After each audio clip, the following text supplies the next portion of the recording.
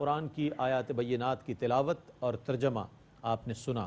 آئیے تفسیر کے لیے میں ملتمس ہوں ممتاز و معروف عالم دین حضرت علامہ مفتی محمد اسماعیل نورانی صاحب سے کہ ان آیات مبارکہ کی تفسیر فرمائیں۔ بہت شکریہ۔ بسم اللہ الرحمن الرحیم۔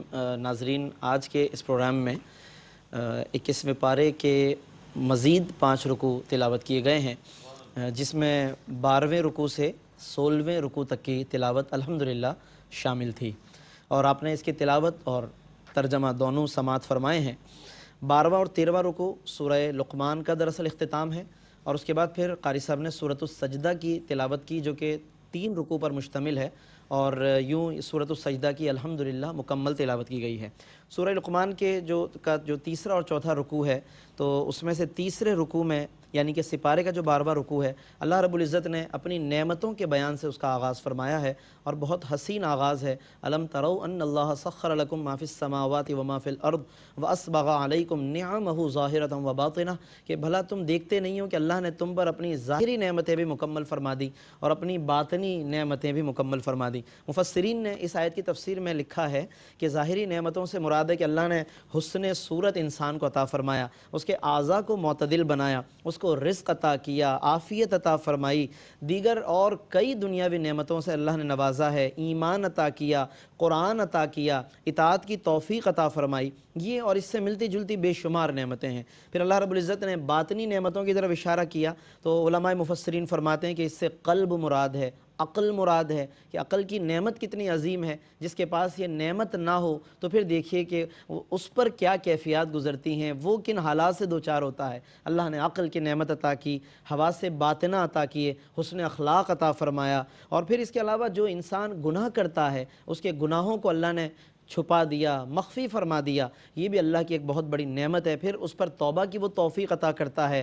پھر اس کے بعد شفاعتیں، حضور کی محبتیں، حضور کا عشق، یہ ساری وہ باطنی نعمتیں ہیں کہ جس کا ظاہر پر بھی اثر ہے اور باطن پر بھی اثر ہے۔ بہت خوبصورت انداز ہے قرآن کریم کے اس 12ویں رکوع کے اندر سورہ لقمان، اور پھر اس کے بعد مزید کچھ مضامین ذکر کرنے کے بعد اللہ رب العزت نے آیت نمبر 27 میں اپنے علم کی وسعت اور بے کرانی کو بیان فرمایا کہ اگر یہ جتنے بھی درخت ہیں، اگر وہ سب کے سب قلم بن جائیں، وَلَوْ أَنَّ مَا فِي الْأَرْضِ مِنْ شَجَرَةٍ أَقْلَامٍ، سارے درخت جو ہیں وہ قلم بن جائیں، وَالْبَحْرُ يَمُدُّهُ، اور سمندر سیاہی بن جائیں، پھر 7 سمندر اور لے آئیں، 7 سمندر اور لے آئیں، فرمایا کہ ما نفدت کلمات اللہ، اللہ کے کلمات ختم نہیں ہوں گے۔ اللہ کا علم اتنا وسیع ہے، اتنا وسیع ہے، بس بندہ مومن کو چاہیے کہ وہ اپنے رب سے علم کی بھیک مانگے، علم کی خیرات طلب کرے۔ اس کا علم بہت وسیع ہے کہ جس کی کوئی انتہا نہیں ہے۔ پھر اللہ رب العزت نے اسی 12ویں رکوع میں آثار قدرت کو بیان فرمایا کہ کس طرح سے میری قدرت کے نشانات اور قدرت کے دلائل کائنات ارضی و سماوی میں پھیلے ہوئے ہیں، بس بندہ غور کرے اور اپنے رب کی محبت اپنے اندر پیدا کرے۔ فرماتا ہے کہ وَسَخَّرَ الشَّمْسَ وَالْقَمَرَ، آیت 29 سورہ لقمان، کہ اس نے سورج اور چاند کو اپنے کام میں لگایا ہوا ہے، اور اس میں یہ اشارہ ہے کہ بندہ مومن کو تو بدرجہ اولا اطاعت کرنی چاہیے، اللہ رب العزت کی اطاعت کرنی چاہیے، کہ جب سورج اور چاند بھی اللہ کا کام کر رہے ہیں اللہ کے حکم سے، تو ہم پھر انسان ہیں، بشر ہیں، عقل و خرد اللہ نے عطا کیا، ہمیں بھی رب کا کام کرنا چاہیے، رب کے دین کے مشن میں ہمیں مصروف عمل رہنا چاہیے۔ تو اللہ رب العزت نے ان مخلوقات کے گویا کہ اطاعت کو بیان کر کے ہمیں اطاعت کی طرف توجہ دلائی۔ پھر 13ویں رکوع کے اندر اللہ رب العزت نے اپنی مہربانیاں بیان کی کہ کس طرح میری نعمتوں سے سمندروں میں بحری جہاز چل رہے ہیں، لوگوں کی ساز و سامان کو لے کر چل رہے ہیں، اور کس طریقے سے طوفان کا پھر جب فرماتا ہے کہ طوفان آتے ہیں تو یہی کفار جو ہمارا انکار کرتے ہیں لیکن جب بھنور میں پھنستے ہیں تو پھر وہ ہمیں ہی یاد کرتے ہیں، لیکن پھر وہی بات کہ جب پھر خوشحالی آتی ہے تو پھر یہ ہمیں بھول جاتے ہیں، اور پھر اس کے بعد کفر کی طرف لوٹ جاتے ہیں۔ اللہ رب العزت نے اس کے بعد پھر آگے آیت نمبر 33 میں سورہ لقمان کی آیت 33 تقوی کا حکم دیا، آخرت سے ڈرنے کا حکم دیا، اور بہت خوبصورت انداز میں بیان فرمایا کہ آخرت کا وہ دن ہے جب والد اولاد کو کام نہیں آئے گا، اولاد والدین کو کام نہیں آئے گی۔ اس وقت کے آنے سے پہلے آج انسان تیاری کر لے، اور آج انسان اس سے ڈر کر اپنے آپ کو اس راستے پر جاری کر دے کہ جہاں پھر اسے کوئی خوف نہ ہو، کیونکہ ایک روایت کا خلاصہ ہے کہ انسان جب دنیا سے جاتا ہے تو پیچھے والے کہتے ہیں کہ ما خلفا، بس یہ دیکھو کیا چھوڑ کر گیا ہے، اور فرشتے آگے جو انتظار کر رہے ہیں اس بندے کا، وہ کہتے ہیں ما قدما، یہ دیکھو کیا لے کر آیا ہے۔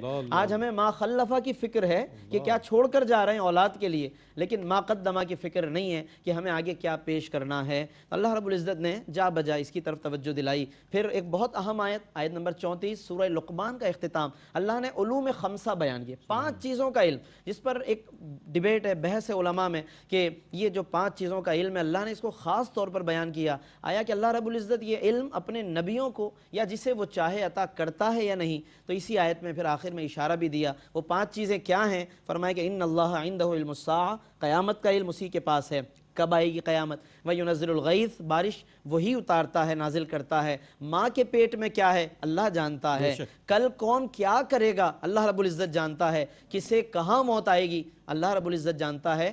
لیکن اب آیا کہ رب یہ علم کسی کو عطا کرتا ہے یا نہیں، تو اشارہ دے دیا ان اللہ علیم خبیر، بے شک اللہ تعالیٰ علم والا ہے۔ اور خبیر کے بارے میں علماء نے لکھا کہ ای مخبرن، یعنی خود علم والا اور دوسروں کو خبر دینے والا بھی ہے، پھر وہ جسے چاہے اپنے مقربین میں سے، اپنے نبیوں میں سے۔ تو یہ اشارہ صاحب تفسیرات احمدیہ حضرت علامہ جیون رحمۃ اللہ علیہ نے مخبر کے معنی میں لے کر اشارہ دیا کہ اللہ تبارک و تعالی خبر بھی دیتا ہے۔ تو اس لیے پھر علماء یہ عقیدہ بیان فرماتے ہیں کہ اللہ اپنی عطا سے اپنے نبیوں کو علوم غیبیہ سے آگاہ فرماتا ہے۔ پھر اس کے بعد سورۃ السجدہ کی تلاوت کی گئی جو مکی ہے، 30 آیتیں ہیں اور 3 رکوع پر مشتمل ہے، جس میں اس سپارے کے اعتبار سے 14واں رکوع، 15واں رکوع اور 16واں رکوع ہے۔ کئی مضامین ہیں ناظرین، لیکن اختصار کے ساتھ میں عرض کر رہا ہوں کہ 14ویں رکوع میں قرآن کریم کے بے ریب ہونے کو بیان کیا کہ یہ ہر شک سے، ہر شبے سے پاک یہ کتاب ہے، بشرطے کہ کوئی اس سے فیض حاصل کرے۔ پھر اللہ نے آسمان و زمین کی تخلیق کو بیان فرمایا، تدبیر امور کہ اللہ تعالیٰ کس طرح پوری کائنات کو چلا رہا ہے۔ ہم اور آپ ایک گھر کو نہیں چلا پاتے، ایک گھر سے زیادہ کی ذمہ داری قبول کرتے ہوئے ہمیں مشکلات ہوتی ہیں۔ رب وہ ہے جو پوری کائنات کو چلا رہا ہے، آسمانوں کی تدبیریں، زمین کی ما تحت الثری تک کی تدبیریں وہ کر رہا ہے، اور وہ رب کتنا بے نیاز ہے، کتنی برس سے وہ تدبیریں فرما رہا ہے۔ پھر اس کے بعد فرمایا کہ قیامت کا دن 1000 سال کے برابر ہوگا۔ یہاں پر ایک مختصر سا یہ سوال کہ سورۃ المعارج میں، قرآن میں 4تھی آیت میں المعارج کی فرمایا کہ 50,000 سال کے برابر قیامت کا دن، اور آج جو تلاوت کی قاری صاحب نے سورۃ السجدہ کی آیت نمبر 5، اس میں 1000 سال کے برابر قیامت کو قرار دیا۔ علماء فرماتے ہیں کہ یہ دراصل لوگوں کے اعتبار سے مختلف، کفار پر اتنا بھاری ہوگا قیامت کا دن فرمایا 50,000 سال کے برابر محسوس ہوگا، اور گناہ گار جو ہوں گے لیکن صاحب ایمان انہیں 1000 سال کا، اور جو صاحبان ایمان ہوں گے انہیں لگے گا جیسے کچھ لمحے تھے جو گزر گئے۔ تو کاش کہ اللہ تعالیٰ ایمان کی سلامتی دے، اچھا عمل کرنے کی توفیق دے، تاکہ قیامت کی ہولناکیوں سے اللہ تعالیٰ ہمیں محفوظ فرمائے۔ پھر اللہ نے وجود انسانی میں پائی جانے والی نعمتوں کو بیان کیا، بعث بعد الموت کو بیان کیا، اس سے انکار کرنے والوں کو تنبیہ فرمائی۔ پھر 15ویں رکوع کی تلاوت کی گئی جس میں فرمایا کہ مجرم جب قیامت کے دن پیش ہوں گے سر جھکائے کھڑے ہوں گے، ندامت سے حسرت و یاس کے عالم میں کھڑے ہوں گے۔ یہ حالتیں اس لیے بیان کر دی تاکہ بندہ اپنے آپ کو اس حالت تک پہنچنے سے بچا سکے۔